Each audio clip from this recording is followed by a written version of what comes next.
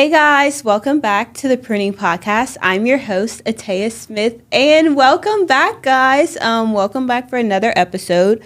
It's literally the end of March, which is crazy because I feel like we just was in January. But yeah, guys, I pray y'all are having a great Tuesday. Per usual, it's about to get so much better. I'm so excited because we have our worship leader and pastor on the podcast, Celeste. Hey, girl. Welcome to the Pruning Podcast. This is actually Celeste's first podcast. Very nervous. So, yeah, very nervous. But, I mean, you lead worship, so it can't be that more. That's what they say. Yeah, it can't be worse than that. She's our very own Tiffany Hudson at One Church, guys. That's what we call her. Maybe a little better. I'm just kidding. But, yes, I'm so excited to have you on the podcast. I feel like you're so, like, genuine. You know, it's hard to find people in the church that are genuine. Thank you. And, like, you lead well and, like, you are so vulnerable. That's how you say it. You're so vulnerable with people. And I feel like that's hard to find. I'm like, okay, Shay, I have to have Celeste on the podcast because I feel like she's the perfect person to talk about walking through burnout. Yeah. Walking through, like, leading well and not, like, I mean, I'm not a singer, so I don't know, but I know there's a pressure to lead well. And so, yeah, I want to talk about that. The first question I want to ask you is a question I ask everyone who comes on the Pruning Podcast is, what is God currently pruning you on in this season of life? I think I've actually spoken to this before on a Sunday morning because this year for me, in January, when I was kind of like asking the Lord, you know, what do you have planned for me this year? I felt like the Lord kept dropping that scripture on me, be transformed by the renewing of your mind. I've experienced like a lot of mental struggle that I've never in my life had to like battle against before. And one of the biggest things for me has been insecurity. Yeah. And you're so beautiful. I'm like, she's like, I look at, literally me and Shayla, we're worshiping. I'm like, she's just so pretty. Oh my gosh. It's more of like I don't even know how, like a comparison game. You know, the Bible talks about comparison is the thief of joy. And my God, like it is. You start comparing yourself to other people and insecurities start to creep in, self-doubt, like all that. So of course, in true Jesus fashion, the only way that you deal with stuff like that is to be tested with it. Yeah. So the Lord has for sure been pruning me in the area of insecurity. And I've kind of just had to like hit it head on and address it right away, you know? That's so good because I feel like a lot of us deal with that.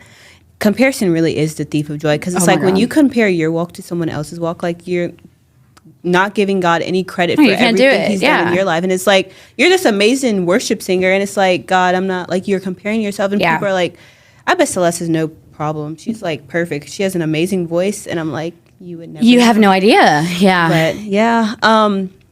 So I guess, like, I kind of know your testimony, but, like, give us a little background. Like, tell us a little about you and a little about your testimony and how you came to know Jesus. Cool.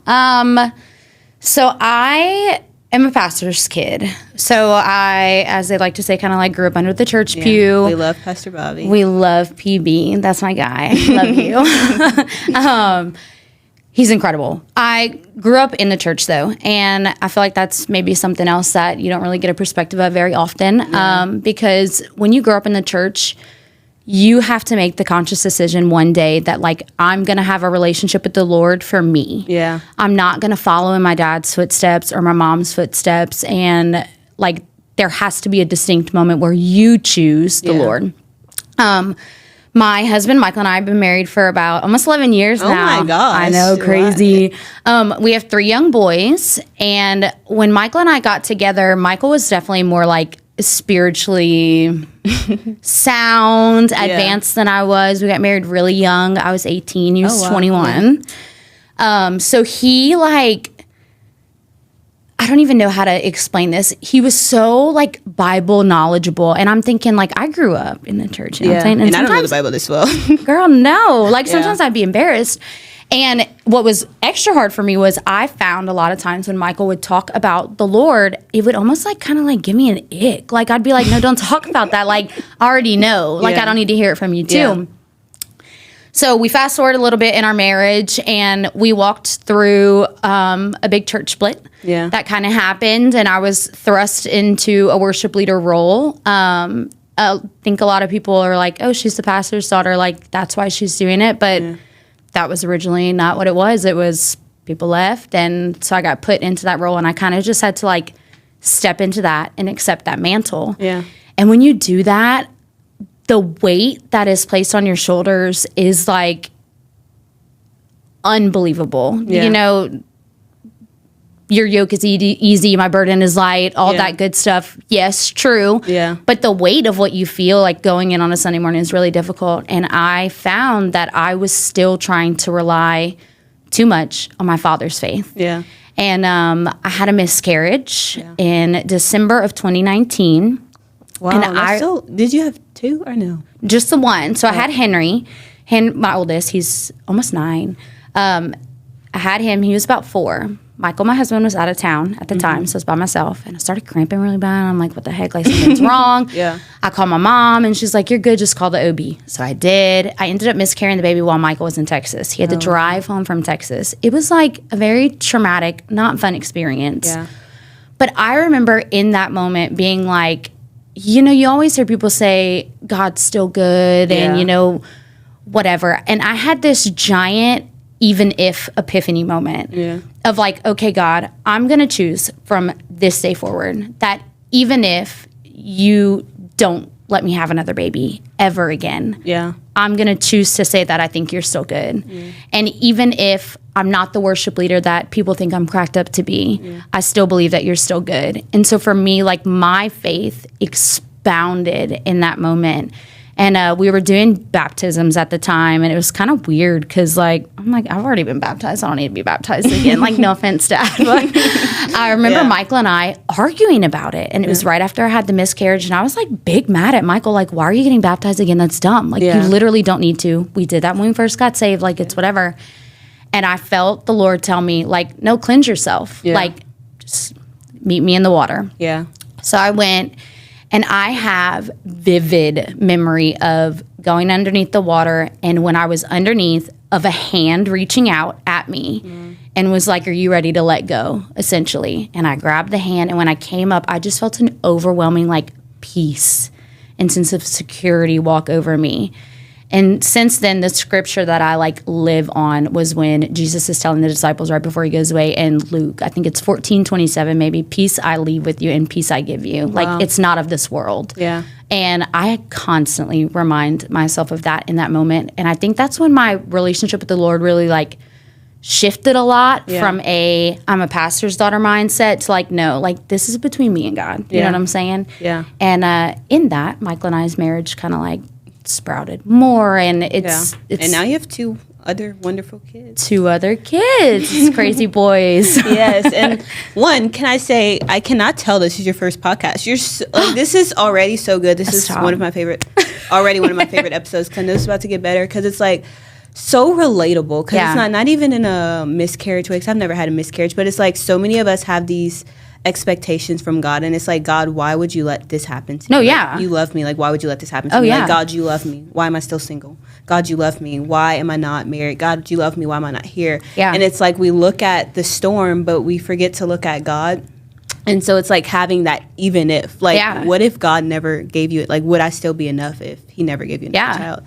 And that's so good. And now how long have you been leading worship? I swear I thought you've been leading it since Hope Alive. Was that Victoria? Yeah, my sister did a lot before me, but I think it was about 2017, 2018. So I don't know how many years that is now. 8, almost 9. 10. Yeah, well, oh my God, we're in 2025. Wow. Yeah, so 8 years or since so. Ascension? Or before? It was right after Ascension. It was when we moved off of JB Road. Oh, wow. So ever since we were at one church. Ever since we were at one church, that is so crazy. And it's like, I guess my question would be like, how did you grow so, like, did you always start off that, like, was your voice always that good? Oh, girl, no, bye. They had me on forever. I'm going to get musical on you, but there are different, like, parts you can sing in a song. There's a super high part, the soprano. There's the melody line, which is what everybody hears, or there's the super low stuff. I always sang soprano. So is that like what the background singers sing? Yeah, okay, gotcha. That high stuff that you're like, wait, is that an angel or is that Kristen Goto? Like, no, it's Kristen Goto. I always sang soprano, and then the church, there was some stuff that went down, and so my dad was like, look, I need you to lead worship, and I remember being like, what? Like, no. Yeah. And at the time, Elevation was big, but not like it is now. Like, Tiffany Hudson was not as Tiffany Hudsoning at the time. Yeah. But Abby Gamboa was leading in Upper Room. Yeah.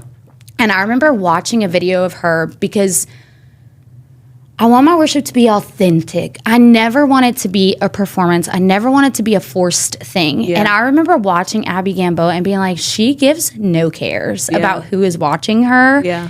And I connected with her a lot from the beginning. Yeah. And so I think like in terms of growth wise, I wasn't always like this. I think vocally, I like attached myself to that style per se. Yeah. And I mean, the more you use your vocal cords, the better you're going to get. Yeah. I think. Yeah. But, you know. I think you're like, here. I'm like, I don't remember bad Celeste. I'm like, please stop singing. Yep. Some people that sing. Other times it's like, I've never heard you bad. Man. And so I guess my question would be like, how did you grow like that intimacy with God, like not caring, like, because it's like God, like I'm like, yes, this is for you, but it's like I feel like people try to do like a performance whenever they do worship. True. Like I've been to so many other churches just to like go like with my friends or whatever, and like I don't think any church has ever compared to one church. I'm like, yeah, their worship. I mean, I'm here for the message, not for the worship, but still, it's like thank you God for a good worship team. And I feel like it's because we're so like vulnerable and so like authentic. It's not like a choir singing, you know? Yeah. So I guess just how did you get to that place where it's like, God, this is not for like the approval of man, but for you? I hate to circle back to my husband all the time. I love him so much. But he, when I tell you, was vital in understanding that exactly for me. There was a period of time when I first started out, I think I was like hot and ready and like excited and like, I love Jesus and I want the raw, authentic stuff. And then it only takes so long of hearing little things from people like, oh, you know, like you could have sounded better or you could have did better or I wish you would have done this song or... People tell you that? Girl, people are crazy. Wow. Or like if you take a week off because you're tired, like, oh, we missed you last week. Like it just wasn't the same. Yeah. And it is so easy to start to listen to those things and for your mindset to shift from a God perspective to a people perspective. I remember crying, being like, I feel like I'm not good enough. Yeah. And not because I didn't think the Lord didn't think I was good enough, but straight up because I'm like, the people don't think I'm good enough. If the sound's not good, pastor's on the ground, like the sound was terrible. And I'm like, well, was the sound terrible or was I terrible? Like, what was it? And I remember Michael looking at me in the face and being like, babe, at the end of the day, who are you worshiping? Yeah. Because if you're not worshiping the people, and if you're not worshiping to please your Father, you're worshiping to please God. Mm-hmm. God could care less about the person who's singing off key down on the ground compared to you who's belting it with all that you have. Yeah. What he cares about in that moment is your vulnerability. Yeah. And I think that worship offers a moment for that. Like, you can't be vulnerable with everybody. Yeah. It is a beautiful thing to know I can be raw and I can be real and I can be who I am in this moment of worship. And, you know, my dad was talking about worship is like an outward expression of love. Yeah. It's love responding to love. Yeah. And I think for me, when Michael told me that, I think I shifted to okay, this is an outward expression of my love. Like at the end of the day, when I walk on that stage on a Sunday morning, I mean, we have I wish I could give somebody an in-ear just one day. We got the click going. We got Seth go to being like, chorus, bridge, 2, 3, 4. You know, like, there's a lot going on. While you're singing? Girl, it's wild. But I have to, like, shift. Yeah. Like, when I get on that stage, like, okay, no, it's me and you, Jesus, and that's it. Like, I could care less about who's watching me, who's around. It's me and you. Yeah. And that's such a good place to be at. Yeah. It's like, in this generation, it's like, what does man think? What would they think? Mm-hmm. And I feel like that's why so many people, I want to say, relate to our worship, is because it's so vulnerable. Like, I have friends that come to church and it's like, I tell you, I've never been to a worship service like this. Like, it's unreal. Like, it almost feels like we're at elevation without being at elevation. Yeah, it's like a closet worship session, but it's congregational. Exactly. Yeah, me and Sheila like, we should just take a camera and just start video, go viral on TikTok. Oh my God. And so I guess like doing that, dang, I forgot my question. It was a very good question. I was on the thing. I guess, so, okay, so you've been doing that. So how has, like, you're doing that, and you said, like, you had to change your perspective from man to God. And so how, like, I guess, because me and Ashayla, we were at a point to where we were serving in a youth ministry. And I guess we lost our focus, and it was like, okay, God, like, who am I doing this for? Am I doing it for them, or am I doing it for you? Because when I do it for them, it's like, I don't want to do this. Yeah. Like, I hate these people. Yeah. Like, we just start to grow a bitterness for it when God's like, that's not the intention. Yeah. And it's like, if you would have noticed this before, it wouldn't have ended out like this. Yeah. So I guess I feel like what's not talked about enough is burnout in the church. And it's like, whenever people get burnt out, they're too scared to, like, back away, so they end up leaving the church, or they talk bad about the church. So I guess, like, what was your point in that, and, like, finding a healthy breaking point? But I need to remember my question because it was really good. But yes, I have 2 experiences of burnout, and can I just say it's so real? Yeah, people don't talk about it, but that doesn't mean it's not like a valid feeling or a valid emotion that you can have. Yeah. The first time it happened, Kristen was worship pastoring us at the time, and Jarrett, it was like a trio of us. Yeah. I'm leading, I'm the worship pastor. Jarrett was doing the background stuff, running the tracks, the click, managing the vocals and all this kind of stuff. So our worship director. And then Kristen was pastoring us, like sharing words with us and stuff like that. And I don't remember, like, it was just a lot of weight, like I talked about earlier, on me all the time. Like, okay, this is every Sunday morning. I'm waking up and I'm doing this. And a lot of stuff that people don't know is, like, funerals. We sing for funerals all the time. Oh, wow. The mayor, like, days of prayer. Like, it's not just a Sunday morning thing. It's like an all the time thing. Yeah. And I just remember being exhausted. And I allowed myself to get... And you have a full-time job and 3 kids. And 3 kids. Yeah. I allowed myself to get so exhausted that I think I reached the point of burnout before I ever realized it. And I remember Kristen coming up to me one day, and she sat me down after service, and she was like, I feel like you're not okay. And I was so mean. Like, I'm talking cold stone soldier. Like, I'm not crying. Like, she's sobbing. Like, you are not okay. Something is wrong. Like, I feel like you're not feeling this anymore, you know, whatever. And I was just kind of like, I think I'm tired. I think I need a break. And I'm exhausted. Yeah. And she looked at me in my eyes and she said, I think that you're running away from the thing that you should be running towards. And of course, I'm like, girl, get out of here. Like, that's not true, you know, whatever. And it was. Yeah. I went home, and I remember having, like, a raw moment with the Lord. I love to journal. Journaling is my favorite. Yeah. And I'm journaling, and it just kept playing over and over and over in my head. You're running away from the one thing that you should be running toward. Like, in times of struggle, sometimes we want to flee when really we should just push through. Yeah. Like, Michael has even said before, like, the Lord will continually test you on things sometimes until you break through it. Yeah. That was time number 1. The second time was this past summer. Yeah. I was just, again, exhausted. But I think that I recognized the signs, like, earlier on. Yeah. And when I took a step back, I was like, no, I need to shift my mind back to a me and Jesus mindset, because I was starting to listen to the opinions of man too much again. I started struggling really bad with the insecurity, the anxieties, all that. Yeah. And I just was like, if I can closet worship and I can be intimate with him in those moments, then that outward expression of love comes a lot easier. Yeah. So I kind of just had to, like, reel myself back into Jesus. You know what I'm saying? And that's what I was going to say. I remember what I was going to say. Because your ending helped it.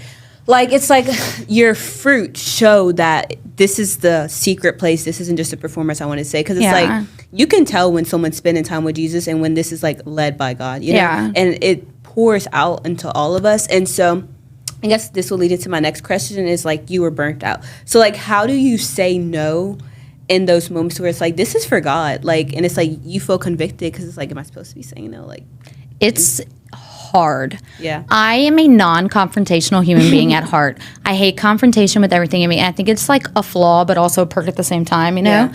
And whenever I decided to step back, this time there was no confrontation, honestly. And I think it was because a lot of people were like, no, we can tell, like, just take a breather. But that first time, Kristen was, like, adamant. I remember going home and being so upset. Like, I don't understand why people can't comprehend that I'm tired. But I think sometimes we can put expectations on other people to understand where we're coming from and to, like, it's difficult to vocalize how you feel. At the end of the day, if you are not raw and honest with your emotions, you can't expect people to understand. Yeah. So I think whenever you start nearing that, you'll notice you get tired. You start pulling away. Yeah. You're disinterested in what's happening. Yeah. So like for me, it was like, okay, it's a mundane task to go back again on a Sunday morning or on a Wednesday night to go to worship practice. Yeah. It's not fun anymore. Yeah. Those were like key indicators for me that I was like, okay, it's time. Yeah. Like take a breather. Yeah. And it's hard to say no. Yeah. That's so good. And it leads into my next question. Like now, how is it not just a mundane task? Because it's like I'm serving in ministry. How is this not like, check, go to worship on Sunday, check, do this, check. It's a Jesus thing for me. I think it gives me joy knowing that the gift I have has the capability to pour into others' lives like that. Like I am so grateful that I'm like, who am I? You know what I'm saying? That you call me worthy enough to go and do this on a Sunday morning. Yeah. But I do think it's a choice you have to make. Yeah. Like you have to wake up when you're married. You don't always like your husband. You know what I'm saying? Like sometimes they do stuff where you're like, you're aggravating. Yeah. Like that's annoying. You have to wake up and choose to be like, no, it's going to be okay. Yeah. And when I wake up on a Sunday morning, I look at myself in the mirror and I'm like, Lord, you called me to this. And I am grateful that you have chosen me to be this vessel. Yeah. That's so good. Yeah. Dang, these are so good. Okay, so I guess how did you, like, so you felt burnt out. So how do you, like, get back to the place to where it's like, okay, I'm not burnt out? Like, how do you feel like you're good at, like, you're ready enough? I was very unsure. The first event that I did back after the summer was you guys' Riot event. Oh, wow. I did not know that. Yeah, and when I tell you I was so nervous because I was petrified that I wasn't going to be worshiping from that place of vulnerability. And I'm like, I don't want to do something out of a mundane task. Yeah. I don't want to do it because I said yes and I couldn't say no. Yeah. I want to do it because I want to lead worship, you know? Yeah. And it was difficult for me to go back up there again and like rehash through everything else. But I feel like once I got up there, I was good to go. Yeah. That's good. Yeah.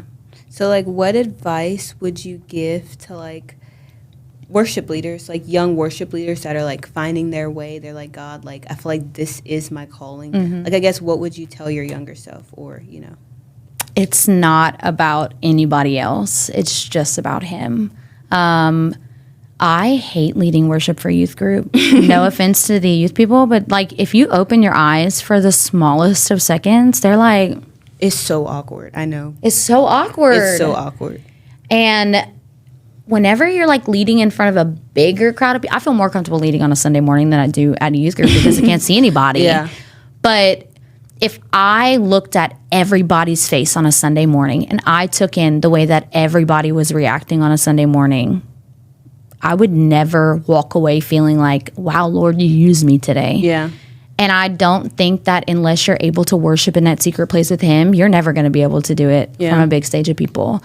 So I think my biggest piece of advice would be like, focus on him. Like, choose him when you wake up in the morning. And then, like, I hate to say the word practice in the secret place, but like, don't put on worship music. You know what I'm saying? Sit in silence and be like, Lord, let me sing a song to you. Or, you know, you have to create intimate moments with the Lord. To be able to reciprocate that in a way that I'm not embarrassed or ashamed to do that in front of a crowd of people. Yeah. And like, how did you, like, because it's like a lot of us, we root our identity in what we do and how we do it. So I guess that has something to do with like the burnout and the secret place. But I guess like, what was that shift where like, no, God, like I'm not just a worship leader. I'm not a mom. I'm not a nurse. Like I'm a daughter of the King. I'm going to be real with you. When you're talking about what is the Lord pruning me in, that's it for me this year. Like, I am facing that headstrong. I had a big moment at the beginning of the year where I was like, I feel like I'm in a dark place and I can't get out. Yeah. Because I'm a mom and I'm a nurse, and I'm not just a nurse, but I'm a hospice nurse. So I'm dealing with people who are walking through death and who are about to meet Jesus themselves. Like, it's an emotionally exhausting job. Yeah. I'm a worship leader. I've got family at home that I feel like I'm constantly trying to rally everybody together, like on both sides of everybody's family, and it's difficult. So I'm still like facing that on, but I remember the Lord showed me in the Old Testament, they were building the temple, and the Lord told them, I will rest with you in thick darkness. And I think that in this season for me, when I feel like I'm in darkness, I have to remind myself, like, no, the Lord's with me in that thick darkness. So I'm still kind of working through that one. I know that's like probably not the answer you want to hear, but that's still really good, because it's like, this is where you're at right now. Yeah. You haven't arrived there, and I feel like we never arrive. No. And most people don't think that. Like, they think we're here. Like, they watch this podcast and they're like, oh my God, she has no problems in life. Like, she's amazing. She sings well. But it's no, like, yo, I'm still walking through this, you know? Yeah. And so, like, not to shift subjects, because, you know, we're talking about worship leader, but, like, you kept talking about Michael, and obviously he's had, like, a vital part of your walk. And let's talk about, like, the importance of having those right people. I mean, he's your husband, but just to align your thoughts, because, like, imagine if you didn't have him, like, oh my God, telling you those things. And, like, he's so, like, quiet and nonchalant. I do not get that from everybody like, says that, and it's so funny because he is like, everybody's like, you're the bubbly personality, whatever. Honestly, next Sunday, I want you to watch us. He's gonna be the one yapping, and I'm gonna be like trying to reel him out of the church. But he for sure is a source of strength for me, because anytime I've ever felt discouraged, he'll encourage me back. But I think it's also very important that you have people who push you. Yeah. Because my husband will look at me in the face and will straight up be like, babe, you're wrong. Like, your attitude is off. Yeah. You're feeling this way because XYZ, and he has no problem doing that. But I think not just in a relationship, but like friends too. Because Kristen and I have been friends for a really, really long time. And I'm going to try not to cry, but she is one of my greatest friends. And when I walked through what I walked through, she kind of told me, like, I don't know how to be a good friend to you in this moment. How do I be a good friend to you right now? And she ended up writing me this, like, big, long letter about how good of a friend I was. And just hearing that encouragement from her gave me encouragement to be like, okay, I'm a good person. You know what I'm saying? Like, I'm not this crazy, anxiously driven, only care about myself human that I've painted myself in my brain to be. Like, people care about me, you know? And I think that having that good support system that builds you up and that encourages you, but will also biblically correct you when you need it, is a good thing to have. Yeah.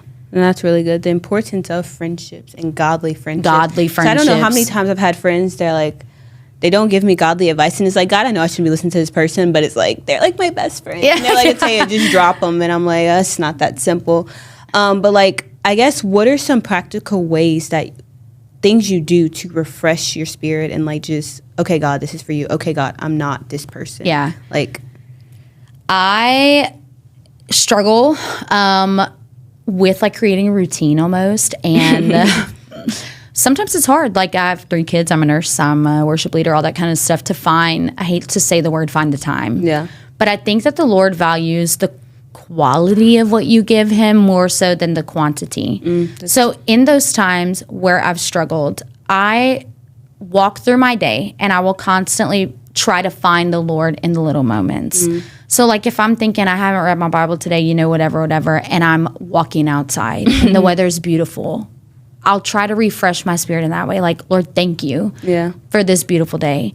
And having kids, girl, will wreck you. Like, as a parent, I want to set the good example. And I think they're a big push for me as well. And it's something beautiful when your kids wake up in the morning like, I had a good dream and Jesus came to me in my dream. Or the devil can't hurt me because Jesus is in my house. And I think that's a big source of encouragement for me to reconnect again. You know what I'm saying? Yeah. But it can be difficult. And it can't be something that you schedule. Like, I'm going to wake up in the morning and I'm going to have coffee and Bible time with Jesus. Like, it needs to be a relationship. Yeah. You think about when you're dating somebody, you're texting back and forth all day long. Yeah. It's not like you're ghosting them. If you're ghosting them, y'all about to break up, you know? Exactly. We know. When I feel myself start ghosting Jesus, I have to push myself to be like, okay, let me find him in the little things again. Yeah. That's so good. Can you believe almost been 40 minutes?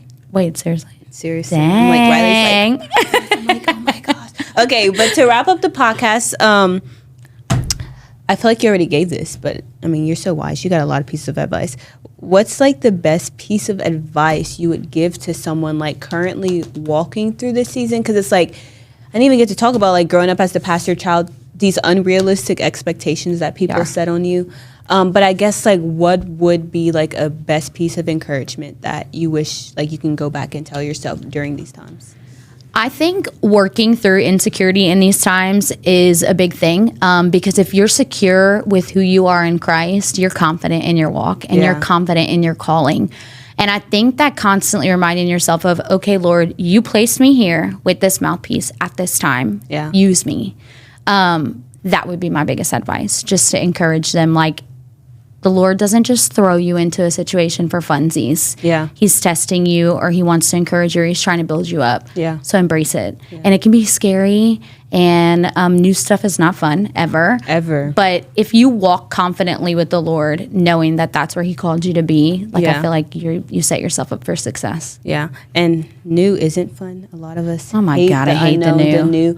And then like I have another question. I know this is a little not off topic, but I just have so many questions. But it's like now, like I guess what have you learned like from then to now? Like, do you think you're gonna have those moments of like? Oh yeah, all the time. Like to say that I have walked through all the burnout I'm ever gonna walk through in my entire life. Like I don't think I have. Yeah. I think I've learned how to recognize the signs earlier on. I think I know. Not how to fix it necessarily, but where to shift my gears to and how to rearrange myself. Like, you have to discover who you are as a person and what drives you. Yeah. I'm a very organized individual. Michael makes fun of me all the time because he's like, babe, if something doesn't go your way, you kind of lose your mind a little bit. And it's true. Yeah. But he also encouraged me and said, that's the way God built you. Yeah. He intended for you to be that way. Yeah. And so if you're a one-track mind individual, it's because the Lord wants you to be that driven person for him. And like in the times that we're living in right now, it's difficult to stand firm and be in your ground. Yeah. So if I'm a driven human being, the Lord has called me to be driven because he wants me to be a mouthpiece, you know? I forgot what you even asked me. Wow. I feel like I just went off on a little tangent there. That's a good piece of advice. Girl. That's a good piece of advice. I mean, you just be coming up with them. Well, this is so good. I mean, I feel like you're so natural. Like normally first time I say like, yes, no, but I don't know. I just feel like you're so easy to talk to. And it's like, I know this is you. You're not like, let me just say this to make myself sound good. Like this is the true, authentic Celeste, which we love.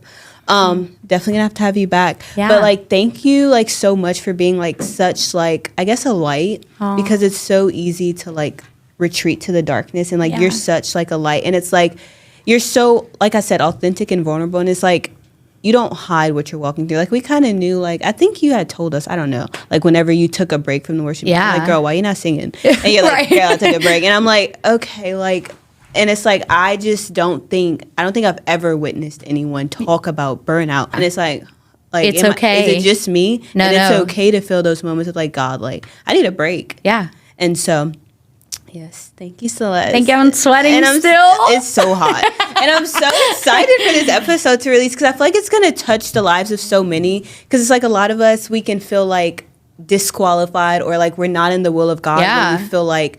Oh my gosh, God, like, I feel bad. Like, I'm supposed to love doing this, and I hate it. Like, what's going on? And so, yeah, thank you. Yeah, thank you for having me. Of course. But yes, guys, thank y'all. I'm so excited for y'all to watch this episode because I feel like so many of us deal with burnout. Like, whether it's, like, whatever your calling is, like, it's okay to be tired. It's okay to be like, God, like, I need to take a step back to reevaluate this. And yeah, guys, I can't wait for y'all to watch this episode, and I will see y'all in 2 weeks. Bye, guys.